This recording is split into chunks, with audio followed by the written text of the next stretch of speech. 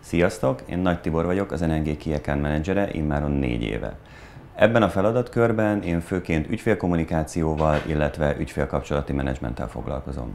Mivel én főként távol-keleti ügyfelekkel tartom a kapcsolatot, ezért arra gondoltam, hogy érdekes lehetne arról beszélni, hogy hogyan nyissunk ezen piacok fele, hogyan kommunikáljunk ezekkel az ügyfelekkel, mivel jellemzően magyar, illetve nyugat-európai sztenderdek alapján gondolkodunk, ami az ő esetükben nem feltétlenül működik. Korábbi munkáimban csak magyarokkal, illetve nyugat-európai ügyfelekkel dolgoztam, de az NNG-nél egyből mély vízbe kerültem, hisz 1 hónappal csatlakozásom után már Japánban tárgyaltam, amire igyekeztem felkészülni, de mégis meglepett, mikor 12 úriember ült velem szembe a tárgyalóasztal túloldalán.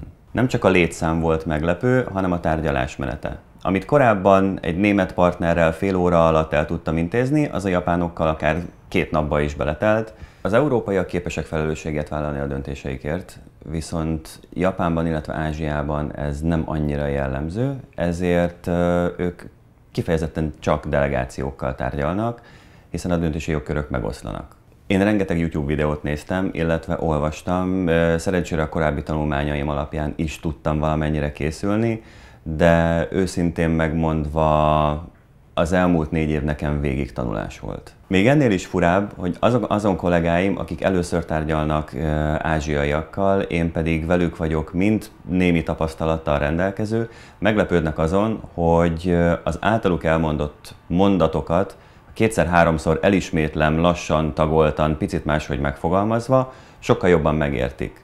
Ugyanis még mindig probléma az, hogy az angol nem általánosan beszélt Japánban, Kínában, illetve egyéb ázsiai országokban. Ezért sokszor nekik lassabban, figyelmesebben kell elmagyarázni a dolgokat, és számunkra az is zavaró lehet, hogyha ők igent mondanak, az nem feltétlenül jelent igent.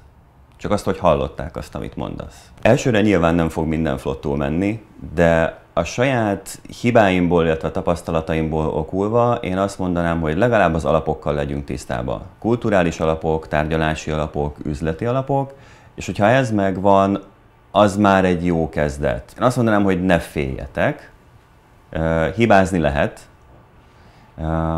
csak súlyos hibákat ne vétsetek. Amennyiben felkészültnek érzitek magatokat, de mégis vannak olyan kérdések, amivel nem vagytok tisztában, nem gond, hogyha kérdeztek akár a helyszínen is a partnertől vagy a jelenlévőktől. Inkább kérdezzetek, mint hogy elkövessetek egy olyan súlyos hibát, ami megsérti őket. Ugyan én most csak Ázsiáról beszéltem, de eltérésekkel mindenhol fogtok találkozni. Hol kisebbel, hol nagyobbal. Leginkább azt javasolnám, hogy próbáljatok meg a netről tájékozódni, mint legegyszerűbb forrás.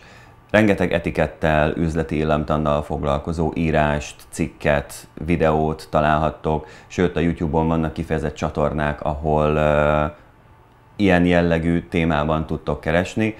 Én is ezt tettem, és kezdetnek bevált. Ha valakit kifejezetten a japán üzlet, illetve termelési szokások érdekelnek, akkor a The Machine That Changed the World című könyvet ajánlanám, illetve a Lost in Translation című filmet, amennyiben csak a kulturális különbségekről szeretnétek tájékozódni, YouTube-on üssétek be a Cultural Diversity keresőszavakat, és rengeteg találatot fogtok kapni.